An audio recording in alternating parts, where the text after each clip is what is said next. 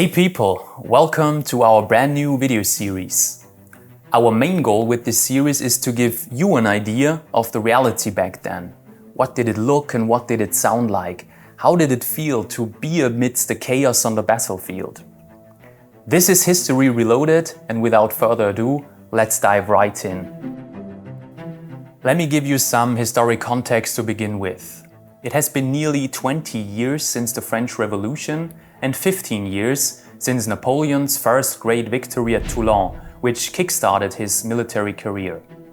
3 years prior to Eylau in 1804, he crowned himself emperor and has since been on a campaign against his foes, Russia and Prussia being some of them. Our story revolves around the years 1806 and 07. It is late autumn and it will take several cold and exhausting months until February 1807 for the Battle of Eylau to happen. The main opponents are the French under Emperor Napoleon, of course, who are fighting the Russians, led by Count Bennigsen, and the Prussians, commanded by General Lestock. Note that just a few weeks before, in October 1806, the French crushed Prussia in the famous Battle of Jena in today's central Germany and are now advancing further into eastern Prussia to put an end to the matter. The Battle of Eylau happens as part of the so-called Polish campaign and is basically an extension of the war against Prussia. The campaign takes place roughly on today's Poland's territory. French troops are pursuing the Prussians, who are running towards their Russian allies. From a strategic view, the months leading up to Eylau are basically a series of indecisive cat-and-mouse play all across eastern Prussia and the not yet existing Duchy of Warsaw. Napoleon's goal in late autumn of 1806 is to pin down the Russian army as quickly as possible because of the approaching winter. However, the Russian army proves to be very evasive and tactically retreats at every chance they get, very much to the frustration of Napoleon. He has a major problem. The further the French soldiers push into Poland, the worse the roads and the army's condition become. Endless marching on muddy and soaking routes across the countryside for an army that is already worn out by the previous campaign. Here I want to highlight an aspect that is often neglected: the suffering of the common soldier and the local population. Food was sparse, the supplies overstretched, and especially in winter, the common folk was robbed of the little they had left. The troops on all sides relied on looting the local area the further they pushed into foreign territory, following the maxim, war must feed war. This effectively strips the entire region of the little supplies it has. Around New Year, the French army reported most of its army missing, searching the land for food. Even if Napoleon wanted, there weren't enough men to fight with. Lucky for him, his enemies had it hardly better. No glorious armies with shiny uniforms and flags waving in the sun. An army on the march was a rather pitiful sight of hunger and hardship. Napoleon once bragged, "The French soldier is the only European soldier who can fight on an empty stomach." And Elser Blas, a captain in the French army, noted, "We marched to the right, to the left, to the front, sometimes to the rear. We always marched. Very often we didn't know why." Quotes that are certainly also true for the Prussians and Russians.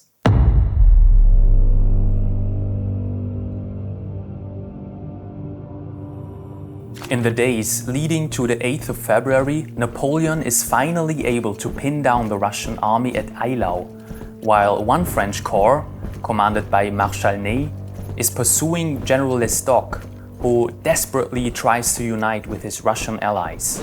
The morning of the main battle, 45,000 French soldiers face 65,000 Russians.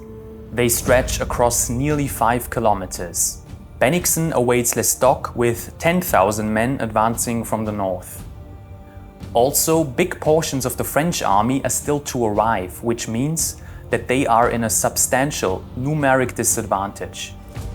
Both French Marshal Ney and Marshal Davout, with about 10 to 15,000 men each, are still to arrive to the battlefield. Nevertheless, with a third of his army not yet on the battlefield, at 7 AM, Napoleon chooses to press the attack, starting a clash that is to be known as one of the most chaotic and bloody battles of the Napoleonic Wars.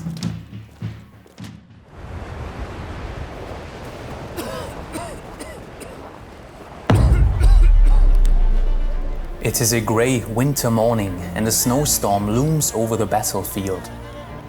After a short night in the bitter cold, the soldiers are suddenly awoken by sporadic musket and cannon fire in the distance.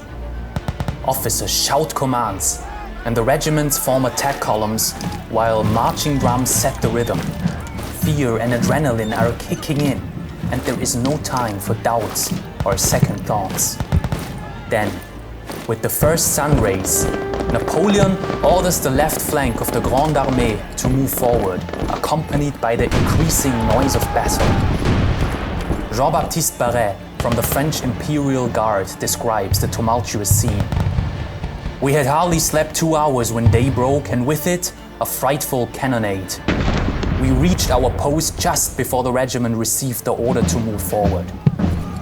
Almost an entire corps advances towards the Russian lines, about 15,000 men, under the heavy fire of the enemy cannon battery in the center. The Russians are able to repel the attack at their flank and force the French to retreat back to their positions.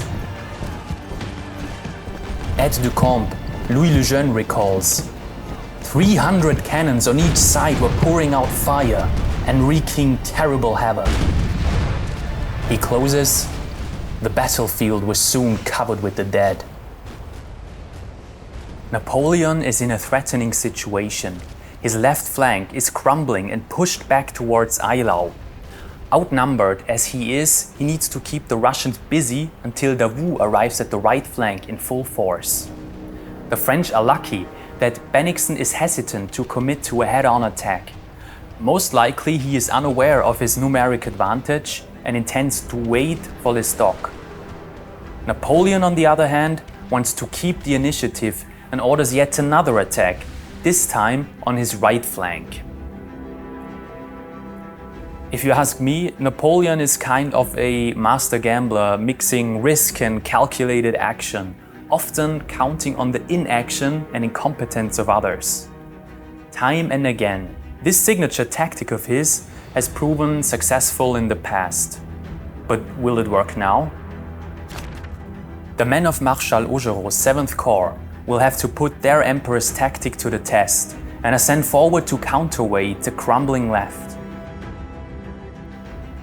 But fortune doesn't seem to favor the French today, as suddenly weather deteriorates rapidly and the looming snowstorm finally hits the battlefield, bringing down visibility to nearly zero.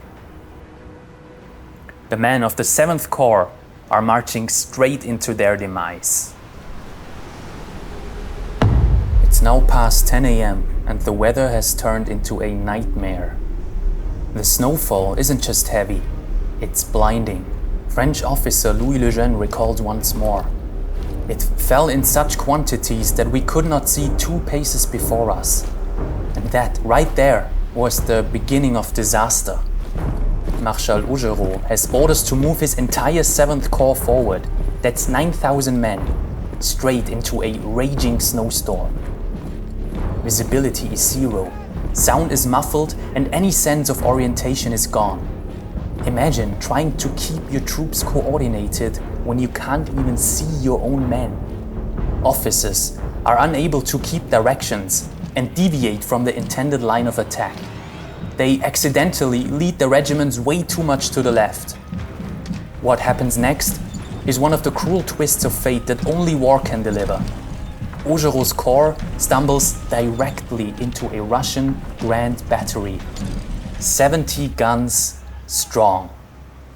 At close combat, cannons were loaded with canister shot, like a shotgun cartridge, which effectively had the French face 70 oversized shotguns. Let that mental image speak for itself. The French had no idea they were walking straight into their demise, and the Russians likely just as shocked. Russian General Yermolov later wrote, "The French stopped in bewilderment at the sudden appearance of our regiments.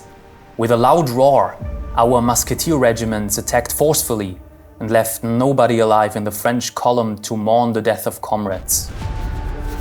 It is a massacre. French accounts describe the horror. "We were under the fire of a huge battery, which was directing against us a withering fire, working terrible havoc in our ranks. The comrade to my right was struck full in the chest. The one to my left had his legs torn off. The shock of the impact threw us all to the ground. There is no cover for the French, no visibility, no time to react. The Russian artillery is devastating, and every shot finds its mark. It's pure confusion and slaughter. Like fish in a barrel, the French are cut to pieces." Not even an hour later, the survivors of VII Corps are in full retreat. The troops are in shambles, utterly demoralized and shell-shocked. In this chaotic mess, one unit defies this complete catastrophe, and against all human instinct, against all better judgment, they hold their ground. It is the 14th Regiment of the Line.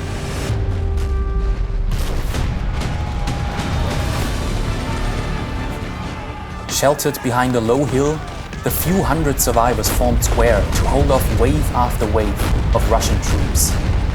Several messengers tried to reach them, ordering a retreat, but it's impossible. There is no coming through. One last attempt is made by Captain Marbeau, an officer of Marshal Augereau, riding through cannon fire and Cossack patrols to reach them. What he finds is haunting.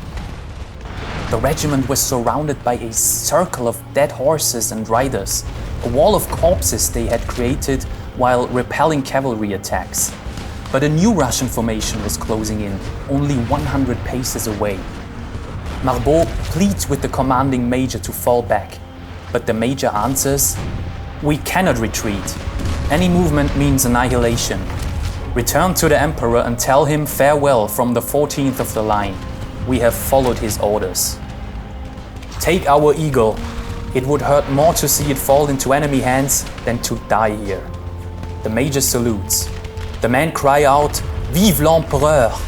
with courage born out of desperation, and resign to their impending annihilation.